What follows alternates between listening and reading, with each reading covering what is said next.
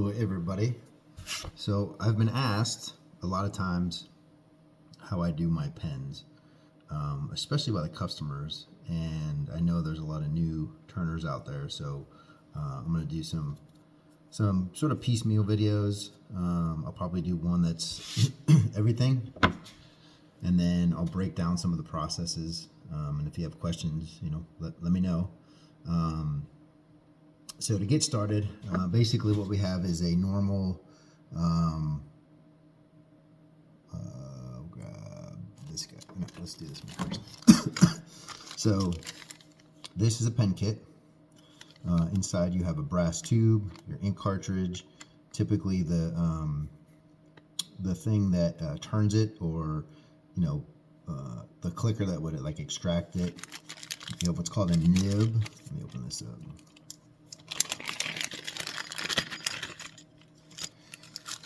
Nib, or the front portion where the ink would extend. Ink cartridge. A lot of times I have to remember, or I remind people to take the little nub off. They're like, hey, I got this pen, it doesn't work. You gotta take that off. That's the brass tube. This is the mechanism that actually turns it. So it extends. There's a little plunger inside. Turn it, it extends, reverse, and it comes back at you. And then the top piece. Now this particular pen, it's called an Elegant Monarch. It's in the Sierra family. So this is actually the part that pushes the plunger out, or as you twist this, it will interact with the mechanism, and then it will expel your pen, the ink. So the first thing that you want to do, let's see if I can get this a little bit. How's that? So grab your pen kit and then choose your blank. Now this is one that I did, just came out of the pot, the pressure pot. I pull my own blanks. I also buy from people, but this ended up not being the right thing and a throwaway, so I'm going to make a pen out of it. So there's your blank. You can use regular wood, you can use all resin. This is what's considered a hybrid. I don't know if you can see. That is stabilized black ash burl. I tried to dye it, didn't come out as good. You can see a little bit of the black in here. So anyway, you put this guy down, choose where you want the pen tube to go. A lot of times I'll try to get both pieces, right? If you have a hybrid like this where there's wood and resin in the middle, if I were to do this with this particular tube for this kit, I would get all resin. So you kind of decide where you want to put it. So I'm probably going to go like that, and then you just grab your marker, pencil, whatever you're using, mark the end. Now this doesn't have to be a precise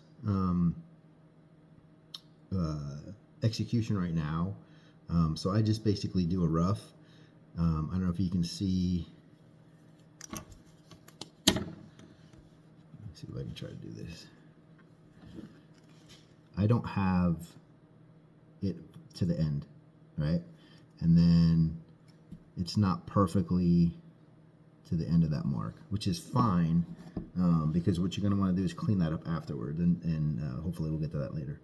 So with that done, I've kind of put everything back, and I have, if anybody's interested, I have a little basket that I got from, I don't know, dollar store, whatever it was, and then I have a 3D printer, so I 3D printed these little dividers, and they go in, and then as I have orders, customer A, customer B, customer C, so on and so forth. So I will put all of that back in the bag and put that in one of the compartments. Now here's something that, depending on which turner you talk to, there is a mindset that a smooth tube doesn't matter. I'm not one of those people, and I don't really care to argue about it. It's just something I do. So what I will do is I will take a piece of sandpaper and the tube, and I will rough up the tube. Now you can use CA glue to do this. You can use epoxy. You can use Gorilla Glue. I've been trying to get these done faster, so I've been using epoxy a lot lately, but I'm actually a really big fan of the Gorilla Glue. You just have to let it sit for a couple hours. One of the key things with Gorilla Glue is to make the inside damp or moist. So a lot of times what I'll do is grab a Q-tip, wet it, and then go inside the blank after I've drilled it, then put my my glue on the tube, and then insert the tube, and it actually solidifies faster. So okay, so there's the tube, there's the sandpaper. Now I've taken it actually a step further, and I made this. And what this is,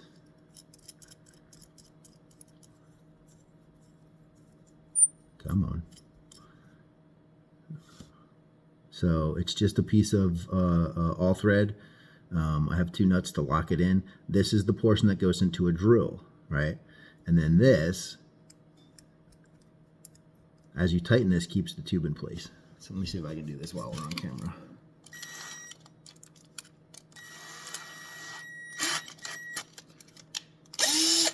Comes off.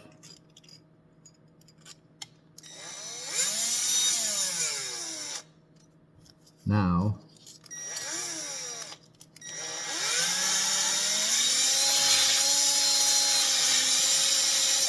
doesn't have to be ridiculous,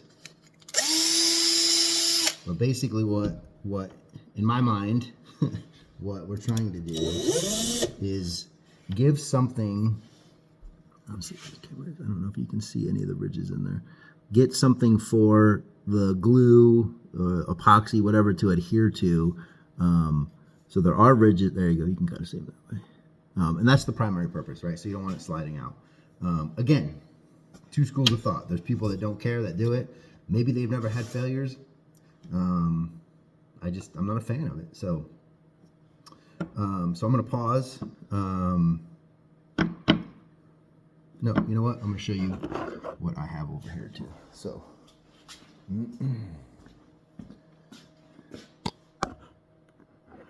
I don't know how I'm going to be able to do this, but basically what I have is a little sled that I built on my bandsaw, and I'll put my blank there after I've made the mark.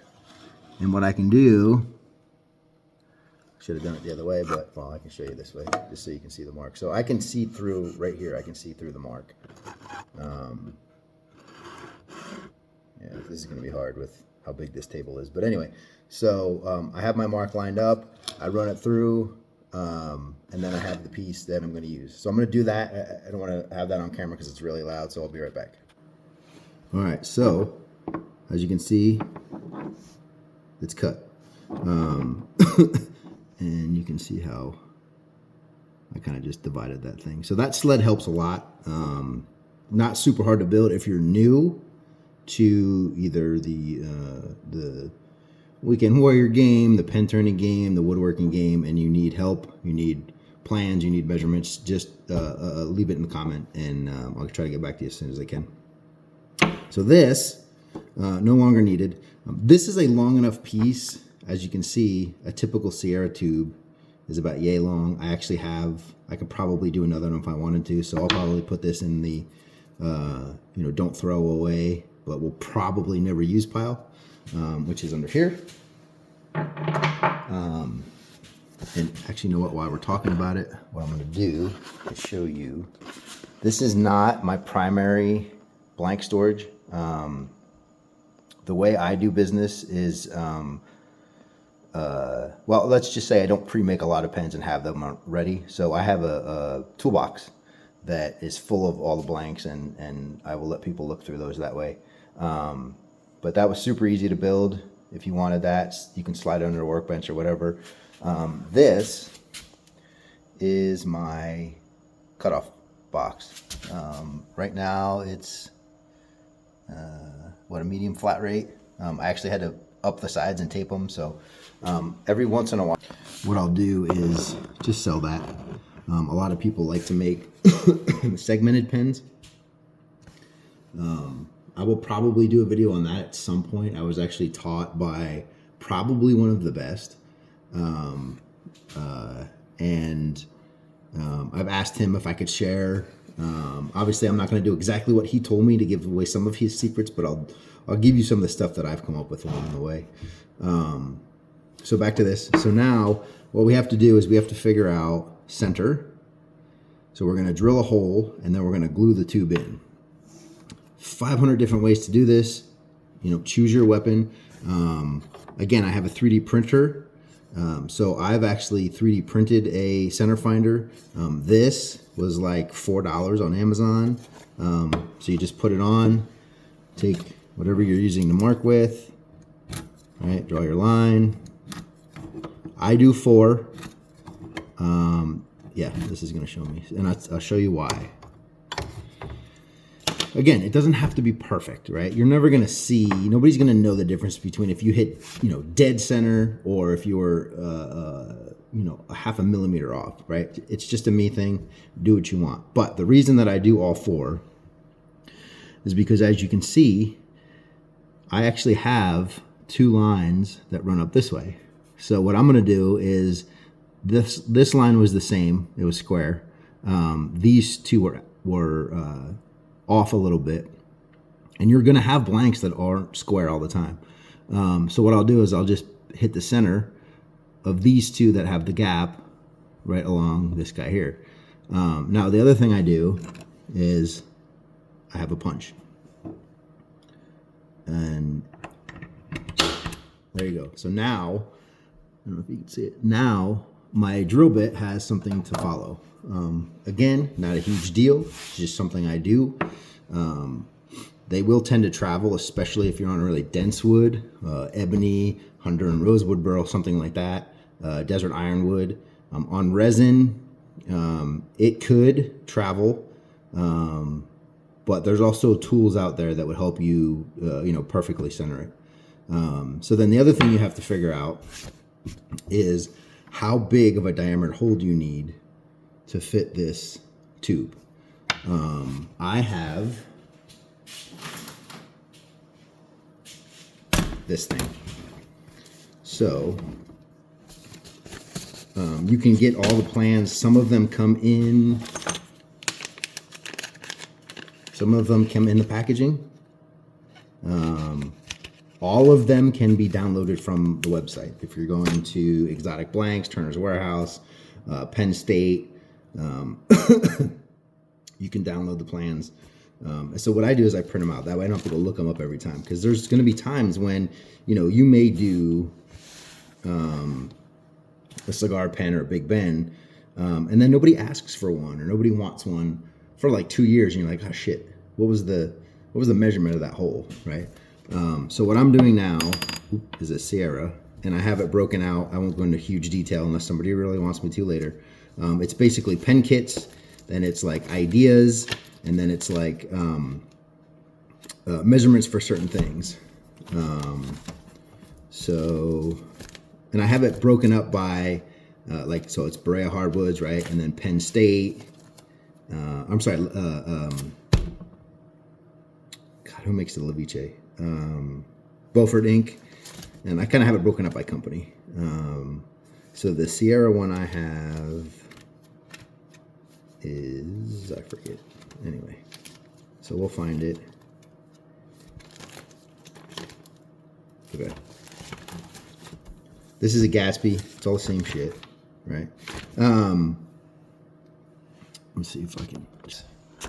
So in case you haven't seen this yet, like I said, again, if you're new, cool. If you're just looking for cool ideas, then you already know what I'm talking about.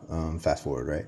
So basically what it's saying is you need a 7mm pen mandrel, which is not true. I will show you later why. That's not a necessity. You don't have to have a mandrel. The bushing set I'll show you those later. And then the drill bit. So the drill bit, what they're calling for is a 27/64. So a lot of times what I'll do, especially if I'm doing multiple pens, if I'm doing like, because a lot of times I batch. So I'll prep all the blanks first, right? Then I'll cut them all, then I'll make the centers, then I'll drill them all, so on and so forth. So what I'll do is I'll actually write on there 27/64. If I have the same type of blank for multiple kits, meaning I have 3 orders, let's say for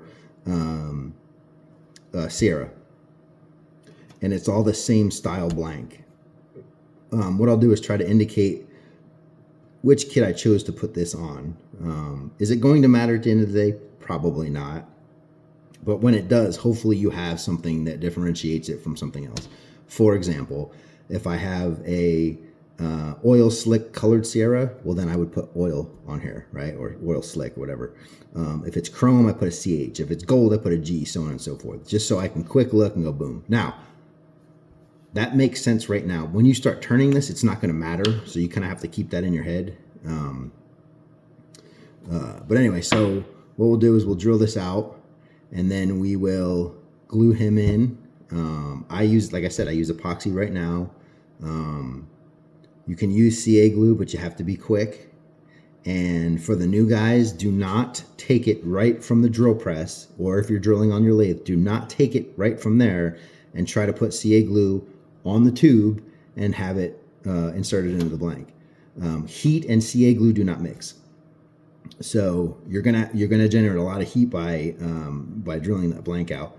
And what you're gonna find out is you're gonna have this much of the blank sticking up out of the thing because the CA glue adhered already. And then now you're kind of screwed, right? What you can do if you do get into that situation is cut this off with the thinnest possible thing you have. If it's a hacksaw or your jigsaw blade or your bandsaw, but cut him off and then just glue him into the bottom, right? It will work. Excuse me. One of the things I wanted to show you too is this is just something I made. I would absolutely be willing to share with somebody if they wanted it. Sometimes when you are doing a blank that has all, we'll call it somewhat translucent resin in the center, when you drill through it, you're going to see the tube and you're going to see the crackling of the glue. And it doesn't matter what you use. CA glue will crackle, cracking, sorry. Epoxy will, the Gorilla Glue especially. So what I do is I paint the inside of the blank before I insert the tube. Now to do that, and so that you don't scrape all the paint off when you're pushing the tube in, is you have to go just a little bit higher. So basically what I've done is taken my calipers and I would put it at 10.5 millimeters, and then the first size that it's a drill bit that I have in one of my indexes, and it's 2 millimeter difference basically when you go like metric to SAE. That's the one I hit. I drill that out, I paint, and then I don't have to worry about scraping the tube from the paint as I push it in. So one of the things I'm not going to do to bore you is drill the blank. I think everybody knows how to drill. Once you have the hole, I made this out of HDPE, which is high density polyethylene, the same stuff that this cutting board is made out of. Glue doesn't adhere to it. I don't have any on here I can show you. A little bit. You can just pop it right off. You can buy cutting boards on Amazon. You can buy actual like sticks, I don't know what lengths, square lengths. And I just made this on the lathe. So basically what this is I can put my tube on there, right? It's not coming off.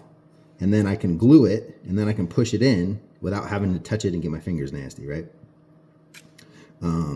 So let's pretend that that was done.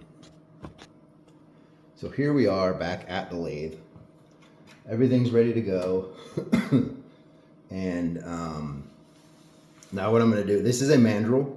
And when I went to show you, what I wanted to show you before, is you have a couple of options, right? To me, the mandrel is easier if I'm doing a pen kit that takes two, right? So like a cigar, for example. So I'll put both of those on the mandrel. If it's a single, I don't use it. I think it's pointless because you tend to have a lot of wobble. It doesn't matter what you do. This particular mandrel is, we'll call it universal. I order these from McMaster Car, and I cut my own. It's a whole, 3 foot length, and I cut my own. So as this gets bad and starts to wobble a lot, if I can't fix it, I just put a new one in. But these are what they call TBC, turn between centers. Sorry, it goes this way. So this goes in your tailstock, this goes in your headstock. So let me show you what that would look like. As we're kind of talking about it now, let me see. So this is my bushing drawer. These are from Harbor Freight, super cheap, easy way to store them. So I need, let's do a EDC. EDC is everyday carry. And I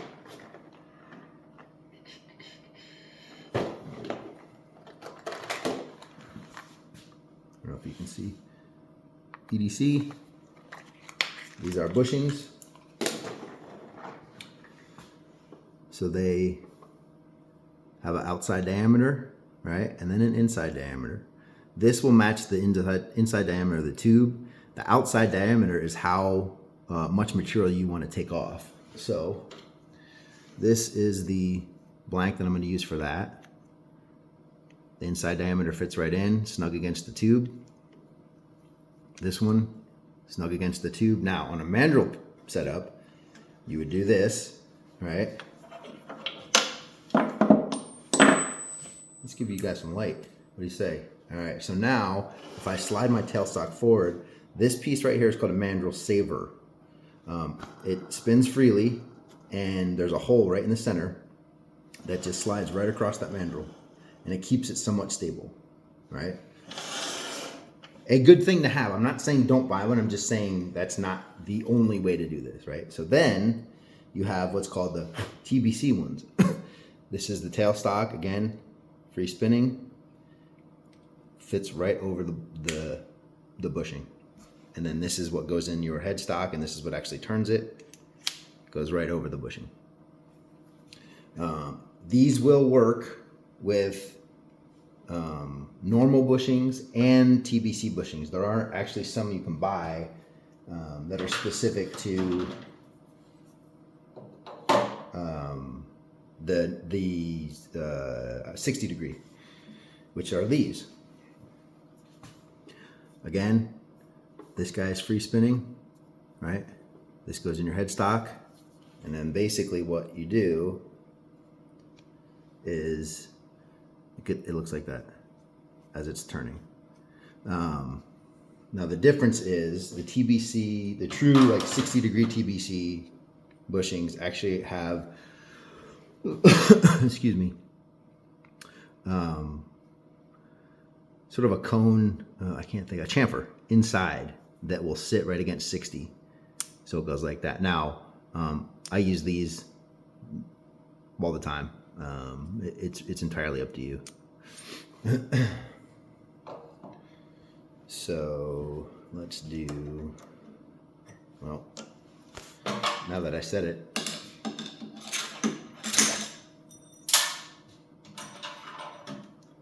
let's do this guy.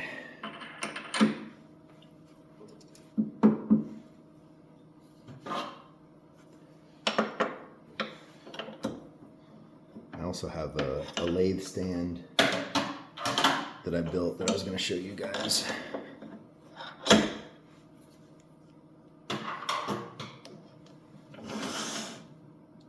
So he goes like that. Tighten down your tailstock. This is your tailstock something, right? So then you take your wheel and you tighten it down. You don't want it ridiculous. Let me show you what I'm talking about. See if I can make it make sense. So listen for the motor.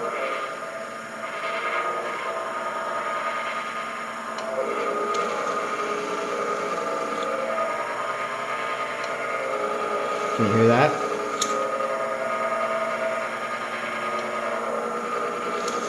So I don't want it too tight because you're going to put a lot of strain on the motor and that belt.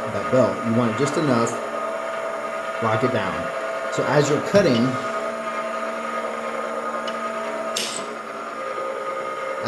that was stupid. Don't ever do that. You just want it to grab enough so where it doesn't free spin if it gets caught. I'm trying to think of, so I'm not going to turn my dust collection on because it's really obnoxious, and especially I think it's going to be hard for you guys to hear. I do have a setup for dust collection. Again, I have a 3D printer and I've taken full advantage of that from my shop. So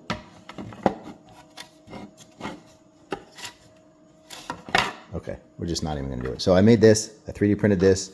This goes on the back of that hose and kind of centers around the mandrel or whatever I'm cutting, and just sucks all the stuff in through the dust collection. I won't use it again because of the noise, but basically it goes up and then over to my dust collector lathe. So safety first. Some people use face shields. I'm okay with just the glasses. Entirely up to you, personal preference. I do have a selection of tools. I don't know if you can kind of see through. These back here it was a set I bought for, whatever, $130, $128. And then I started kind of looking at carbide. And the thing with carbide is they're just expensive for no reason. And there's really no difference than a wooden handle and then a sharpened piece at the end. So I said, well, and I'm cheap. I'm just going to make my own. So what I did was I grabbed some black walnut and made my own handles. This is 3/8 stock, I believe. You can get it from Home Depot in 3-foot lengths. And then your carbide, I recommend Arizona. Not Arizona, I'm sorry. AZ, yeah, AZ carbide. They have good deals. They're quality heads. So I made a set of 4. I got a square, a radius square, the radius, and then the diamond. I would do a video for that if you guys want. Probably not show you all of my secrets, just to keep myself busy and in business. But I can absolutely kind of help out if anybody needs anything. I'm actually going to make a new set. Those 4 will be for sale at some point if anybody's new, wants a carbide set. If you don't know him at this point, Leaf Rivera, he is the wood guy. If you're in any of the groups where wood is sold, blanks are sold, exotics are sold, he's your guy. Super good dude, super easy to work with, really down to earth. We've been friends for years now. We would trade work or wood, and anyway, just a really solid dude. So one of the things that we're into now is I made him a set, and in exchange, he has given me a really good deal on stabilized semi-exotics. And so what I'll do is my handles will be out of these. I have 4. My new handles will be out of these. And then I will sell the old set. If anybody's interested, you happen to watch this video, let me know. They're not ready yet, but if you're the first, it's first come, first served, right? If you are like, dude, I want those, I don't care if it's a month from now, you're the guy, you get them. So what I do is typically I'll start at about anywhere from 18 to 1900 RPMs. I have a variable speed jet. I don't even remember what the thing is anymore. 12 something, 21 something, I don't remember. Anyway, so what I'll do is I'll take the diamond bit first, and I'll knock off all the edges. I don't like getting sawdust in the drawers.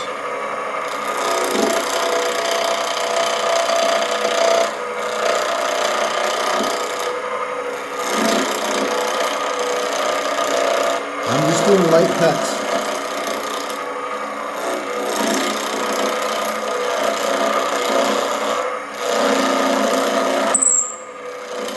That's why. If you go real deep, it's going to do that.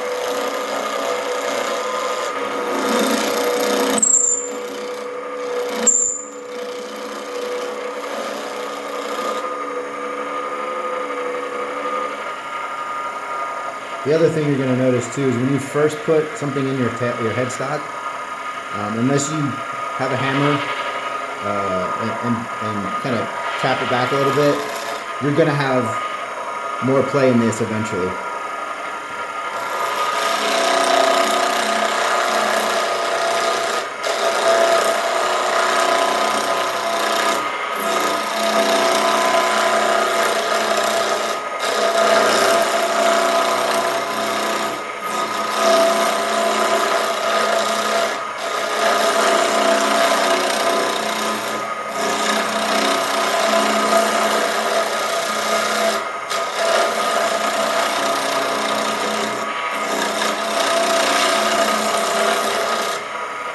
So that's typically, I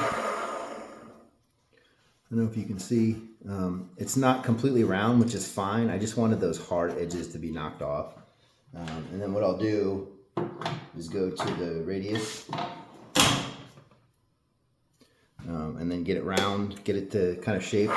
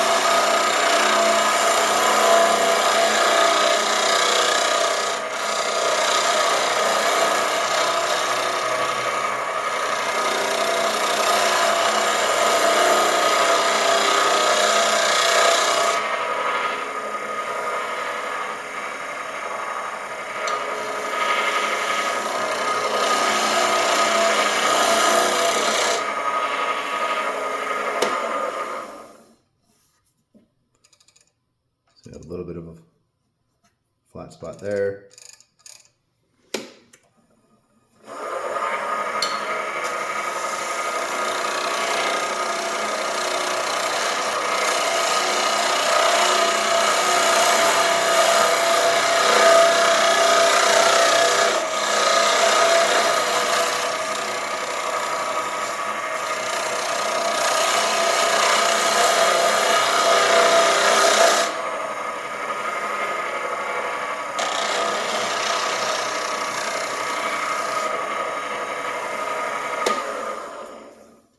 I will likely speed this up just so I'm not boring you with watching something spinning. It's like watching paint dry, right? One of the things as I was cutting, I figured I would tell everybody about, again, new turners or people that don't use carbide for that matter. The reason I go in succession, especially with carbide, is your cutting point on the diamond is right there, right?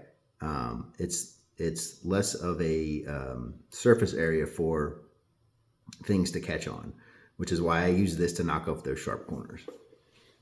As you go into the radius, you have a very small, we'll call it a footprint of coverage on the blanket itself. So I'm not ripping off streams that are, you know, a 1/4 inch thick. It's just tiny little pieces because I'm really only kind of hitting the center and very, very light to the left and right of center to grab that. And then your radius square. Let's see if I can show you this guy. So it's got a little bit of like sort of a curve right on the top there, right? And again, when you're using this guy, you're not 100%. You're not 100% square. So I'll knock off the corners with the diamond. I'll get it to roughly a common diameter with the radius. I'll switch to this to shape it, and then I will finalize with the square.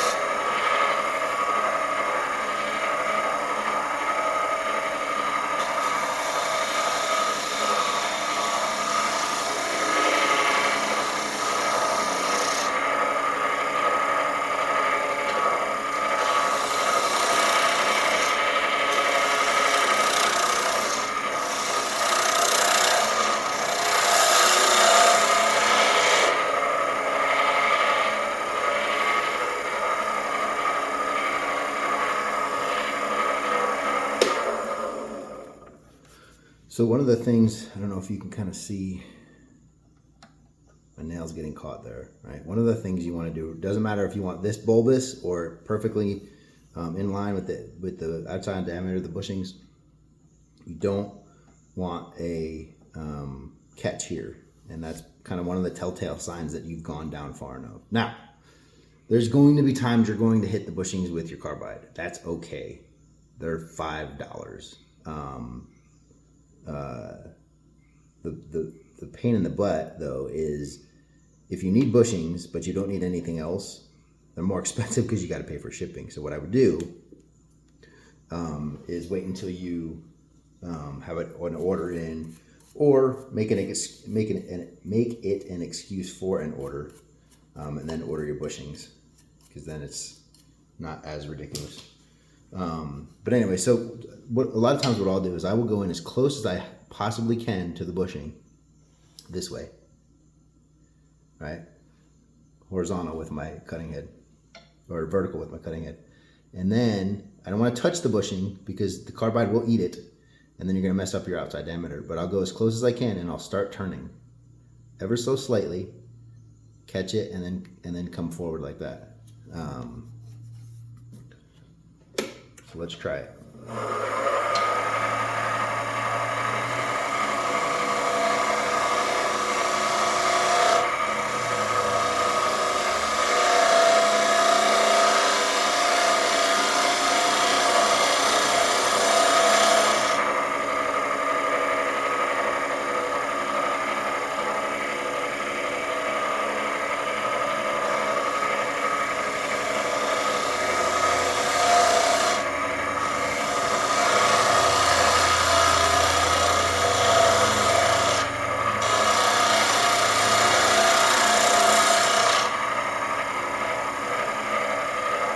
So I don't have a catch, but there is a little bit of a ridge, and that's okay.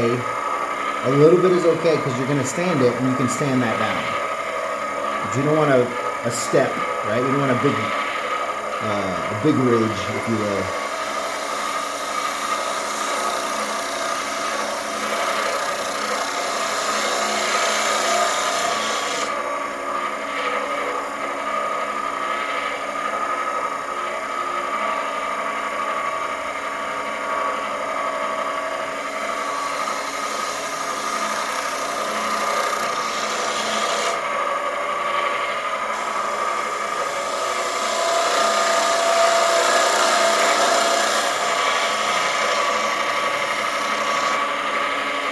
So now my bushings are right where I want them to be. Now I can switch to my square. And that's basically just going to be to knock this down a little bit.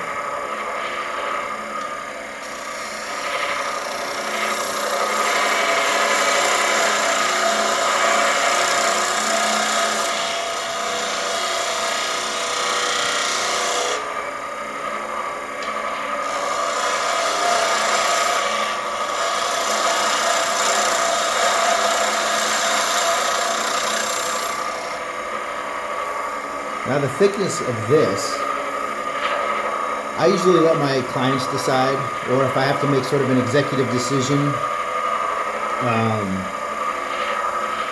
If it's for a female, typically females have smaller hands, so they're going to want a thinner pen. If it's for a man, sometimes I'll leave it a little bit thicker. A lot of it is really based on the size of their hands, right? You have a big guy with small hands, him with a pen like this is going to look stupid. So you kind of just got to determine it. Either let them choose or just determine on your own based on the specific customer. I've actually done a set for a friend for his mother or mother-in-law that had rheumatoid arthritis. So that goes completely against everything I was just saying, because obviously it is a female, and she needed she needed to be able to have something to grip onto. So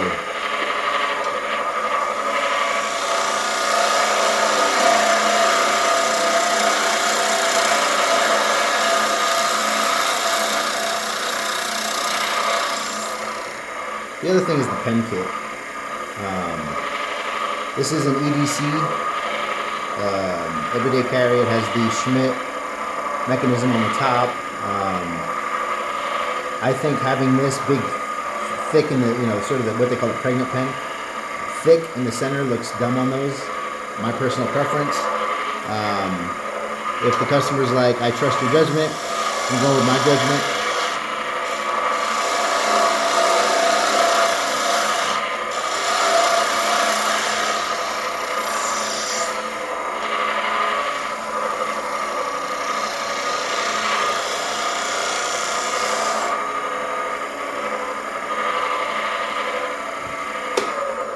The other cool thing about carbide is obviously the sharper your tool, the sharper your cuts, the less you're gonna have to sand. If it's all choppy and nasty, you're gonna have to sand more.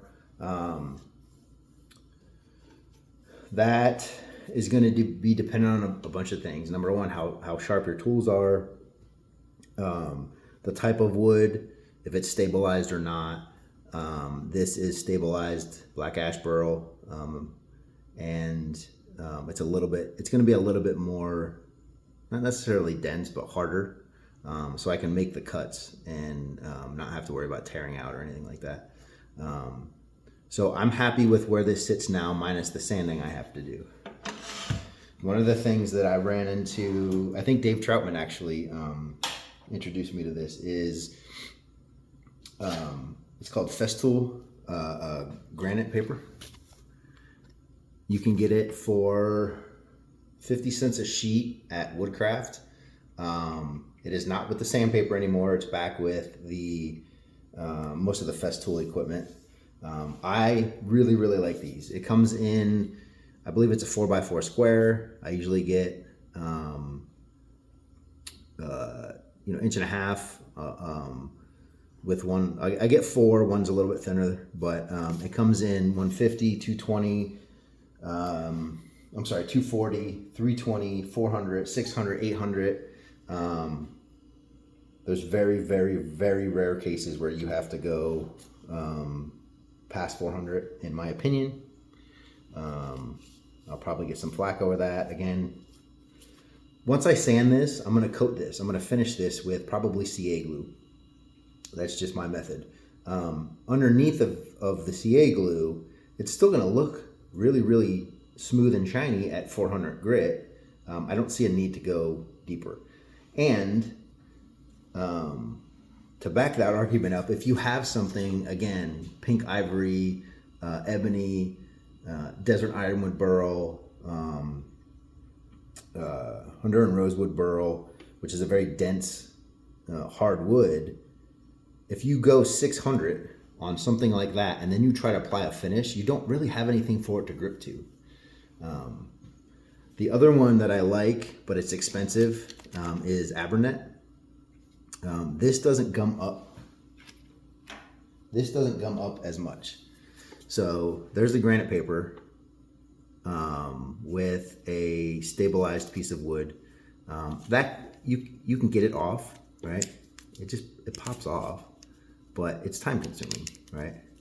So if I took 2 or 3 minutes, I could get all that off, and I would still have a little bit of grit that I could use through. This basically, you just flick it, and all that stuff comes out. It's got the holes in it. I do like this, I really do. Again, I'm cheap, so it's not, comparatively from a time saving perspective, it's not any I would say better, because I buy at 50 cents a shot. I buy like 10 every time I go to Woodcraft. I buy 10 of each grit. So if I run into this, it goes in the garbage. So anyway, so I'm starting with a 150.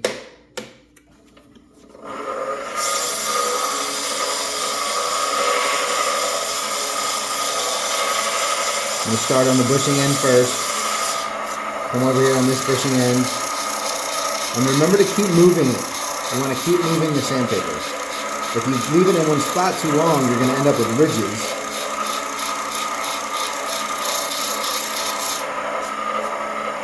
Now we're going to center.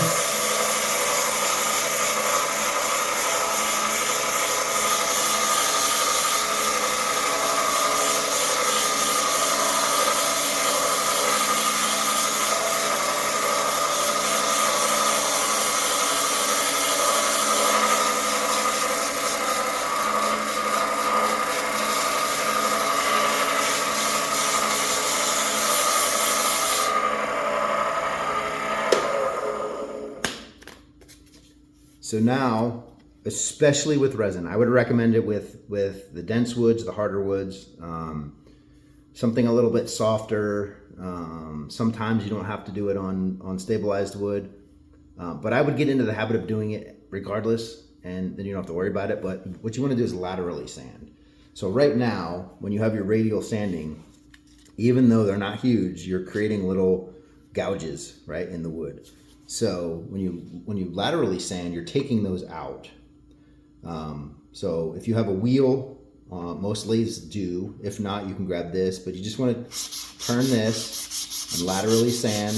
Doesn't matter if you go on the top or the bottom. Just get those ridges out. And I'll probably do like, 4 rotations, and that should be good. Now, you go on to your next grit, but this just happens to be 240.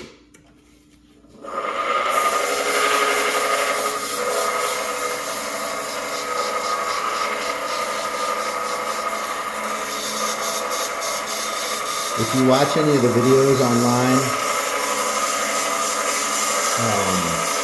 a lot of people will do this. I don't like it. If you like it, do it. If you're gonna plan on laterally sanding even more, go ahead. I just feel like that causes unnecessary pressure. You have more grooves that you're gonna make with your sandpaper. And if you are using a mandrel, that upward pressure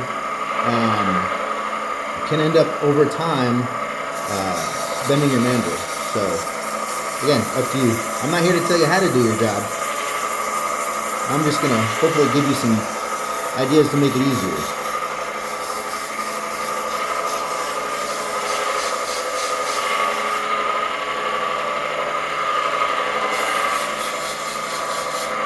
Notice my finger placement on the ends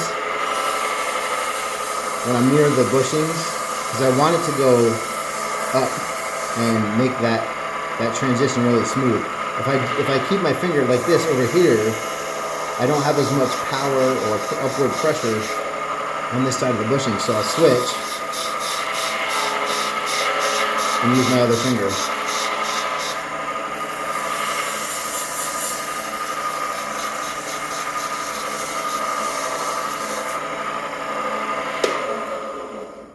All right, what are we gonna do? Lateral sand, correct.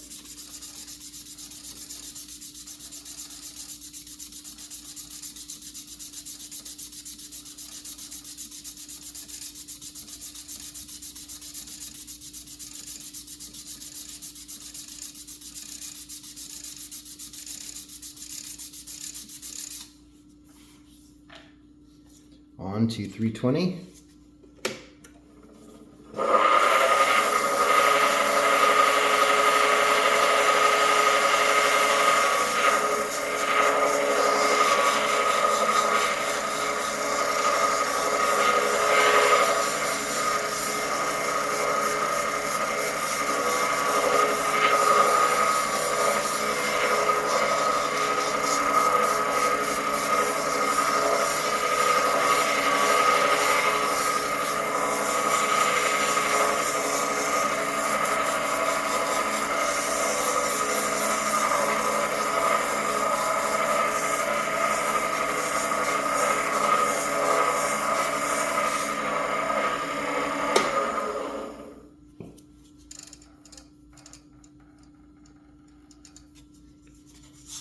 Thought I felt something.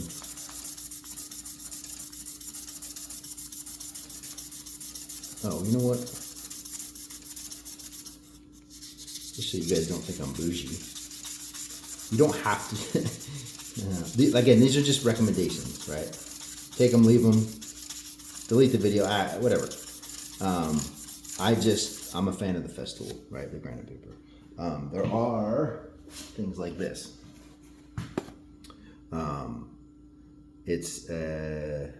I think you can get it on Amazon, I'm pretty sure, like Woodcraft sells it, or Rockler. But you have 150 grit, 240, 320, 400, and 600 in strips like this. You just cut them off and go. It's your standard, I just screwed it all up, sandpaper.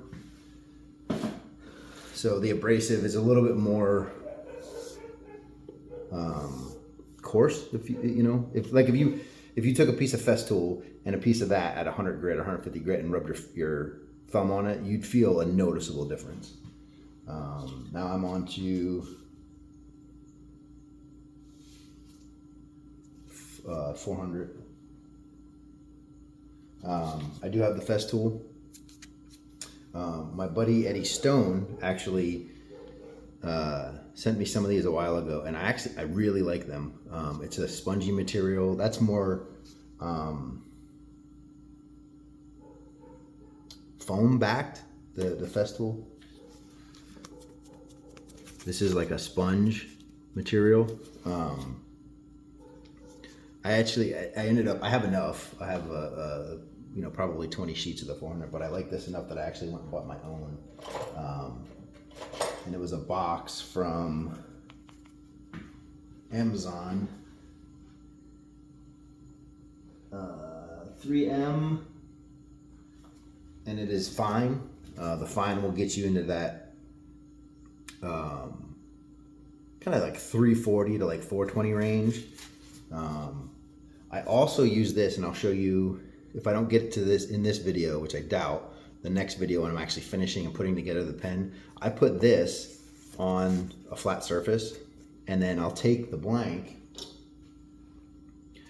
and I'll just do this to get any of that glue off.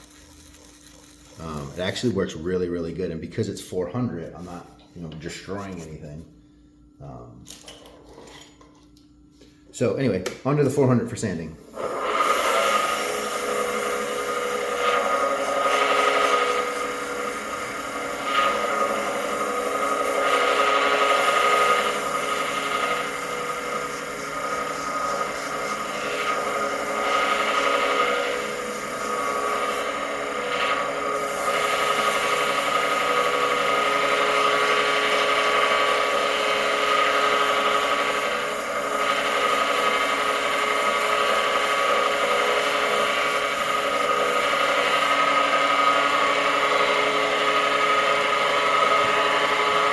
I always keep a bottle of alcohol.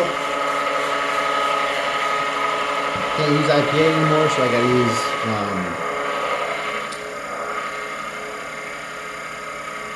whatever the hell is the rubbing alcohol, basically stuff you buy at the liquor store, isopropyl. So I'll do that to get all this stuff off, right?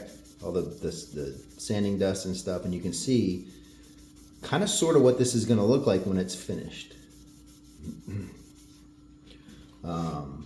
One of the other things that I have is a sewing thread spool holder. I don't remember where I got it. Now you can go like Michael's or Joann's and get it. I'll show you that in a second. Bushings go away. This guy. So now I'll put he needs to be finished. You can separate it however you want, right? These two are done. I just need to actually polish them. So I'll go through and cut them all down, get them the way I want. Again, batching, right? And then I'll go through and finish them all. Then I'll go through and polish them all. Then I'll take all of these over to the bench, put the kits on. So that's it for now. As I think of things, I will throw other videos up. I will do one for the finishing because I know a lot of people are interested in that. I've seen a lot of people have complaints about trying to get their CA finish good. Hopefully I can help out with that. The polishing, I have a couple tricks there. Putting the pen together, it's kind of straightforward. I'll show you a couple of different options. You can use a clamp if you don't have a press. If you do have a press, I would highly recommend the one that I have. And then I plan on doing, like I said, a segmented one. I'll show you my sled.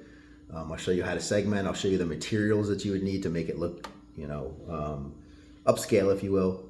A lot of people will say, well, can I use gift cards? Absolutely you can. I can guarantee you, though, that the materials that I have that aren't ridiculously expensive will far outweigh the quality when it comes to selling a segmented pen. And there's a lot of time and effort and work that goes into those. So once you make that once you get used to it and you know how to kind of perfect your process and make it more efficient, you're still going to make the same amount of money that you would selling the pen. But still, it's not going to be, a $30 or $40 slimline. You're probably going to have 2 hours worth of work into that. And even if you only charge $20 an hour, that's $40 just in your labor. Right now, you got to talk about material costs, and if you're one of the people that factors in things like electricity, things like that. I do pretty much a standard 10% for consumables, and I put that right on my invoice, and that's the CA glue, that's the sandpaper, that's the polish, that's the activator, the spray activator, all that kind of stuff. If you are factoring in electricity, if it takes me, let's say, half an hour to actually do the pen, or I'm sorry, do the blank, cut it down, everything like that. Well, my dust collection is running the whole time. Afterwards, I'm gonna have to take my vacuum and clean all this up. It really depends on how you want to do it. Some people will get prices beforehand and say, hey Bob, just so you know, by the time I get done with these, the ones that you've asked for, if they're custom jobs or not, it's going to cost you X amount. I typically haven't had that problem, just because, number one, it is something that is custom for the most part. It depends on how you sell, but it's also completely and totally handmade. And very, very, very rarely are you going to be able to produce the same exact pen. You can pour the same colors. You can have all your stuff down to the most minuscule of measurements. Something is going to change. The pattern in the resin, the how much wood is shown, the type of wood. If you're stabilizing and dyeing the wood, maybe it's a different color, blue or aqua, than the last one, or the one right next to it for that matter. So you're never going to have the same exact pen ever. So in that, I believe there is a value added when you're selling something like this, especially that's handmade. But again, that's it for now. Hopefully you guys liked. If you did like it, you can subscribe if you want. I need my social media score, up, so I get my ration of crickets in the next 10 years. So appreciate it. Talk to you soon.